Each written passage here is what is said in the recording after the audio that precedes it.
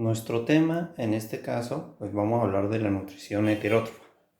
Esta nutrición heterótrofa la vamos a tener en cuenta en tres aspectos importantes o tres procesos de la nutrición que vienen siendo la ingestión, la digestión y la absorción. Estos tres procesos son muy importantes y los vamos a tener muy en cuenta porque vamos a hablar de la nutrición de los móneras, los protistos y los hongos. Iniciemos por el caso del reino mónera. Reino mónera, pues nosotros sabemos que es unicelular, que el hábitat de ellos está en todos los lados, en todas las condiciones ambientales, y que en este caso, pues hablando de la nutrición de los móneras, pues hablamos de la digestión y la absorción de esos dos procesos que se dan a nivel externo de la célula. En este caso, pues el organelo o la estructura, llamémoslo así más bien, la estructura especializada en trabajar la célula es la membrana celular. La membrana celular nos va a brindar tres mecanismos muy importantes que vienen siendo la difusión, que es el paso de una sustancia de donde está más concentrada a un sitio de menor concentración.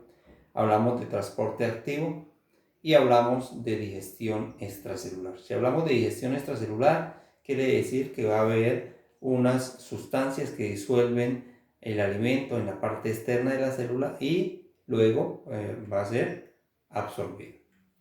Algunos ejemplos de bacterias vienen siendo los cocos, los estreptococos, los espirilos y los bacilos.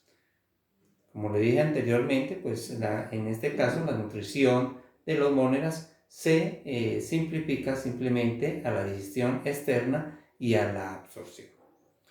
Como segunda medida tenemos los protistos. Ya los protistos se diferencian de los móneras. Recordamos que los móneras son procarióticos y en este caso ya a partir de los protistos ya hablamos de las células eucarióticas. Y la célula eucariótica es una unidad en la cual el núcleo se encuentra diferenciado de las otras estructuras, ¿sí? Entonces, esa es la gran diferencia entre eucariótica y procariótica. Inclusive la eucariótica es más compuesta y la procariótica viene siendo muy simple. ¿Qué procesos de la nutrición tenemos en este caso para hablar de los protistos? En este caso, pues hablamos de la ingestión y la digestión. Recordemos que es la ingestión. La ingestión es incorporar el alimento dentro del organismo y la digestión es el proceso que se lleva de ese alimento para ser transformado, para desintegrarlo y poder de ahí sacar la energía necesaria para ese organismo. La absorción pues viene siendo el proceso en el cual la misma palabra lo dice, se absorbe, ¿sí? Y hay un transporte de esas sustancias al interior del organismo. En el caso de los protistos, nosotros tenemos acá tres ejemplos más típicos de ellos, las amebas, las euglenas y los paramecios. Las amebas tienen unos pies falsos llamados pseudópodos. La eulena tiene un lapo o un látigo que es el que le ayuda a movilizarse y a capturar el alimento, y el paramecio tiene unos pequeños pelitos llamados cilios. En este caso, estas células ¿sí? utilizan los mecanismos también en la membrana, como es la ósmosis, la difusión y el transporte activo. Hay un proceso muy importante que se hace a través de la membrana, que se llama endocitosis. Endo quiere decir llevar adentro, ¿sí? Entonces, ¿qué ejemplo tenemos acá? Acá tenemos una ameba que detectó el alimento, esa ameba se abalanza al alimento y ese alimento pues es envuelto por esos pies falsos y se convierte en una vacuola. Quiere decir que ese alimento pasó de la parte externa de la célula a la parte interna, y en el cual a esa vacuola se conoce con el nombre de vacuola digestiva. Si ese alimento es sólido, al proceso de endocitosis se le llama fagocitosis. Si el alimento es líquido o gaseoso, se le reconoce con el nombre de pinocitosis. Una vez está dentro del organismo, pues pasa a un segundo organelo a trabajar, que viene siendo el lisosoma, el cual él incorpora las enzimas digestivas, que son sustancias que ayudan a que se empiece a dar el proceso de la digestión química. Por último tenemos el reino hongo o fungi, ¿sí? En este caso se dice que estos organismos son sésiles, es decir, que están fijos a un sustrato. Y hablamos de dos procesos en particular, que son la digestión y la absorción.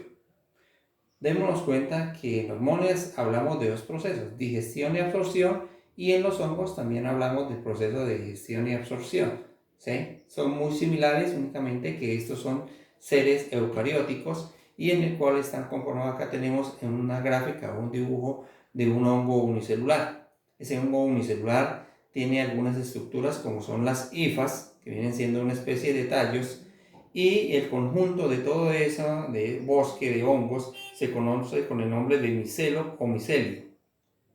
Ellos se fijan a un sustrato. ¿Qué es el sustrato? Es el alimento. Puede ser un pan en descomposición, una fruta en descomposición, un árbol, ¿sí? Excremento de algunos animales, etc.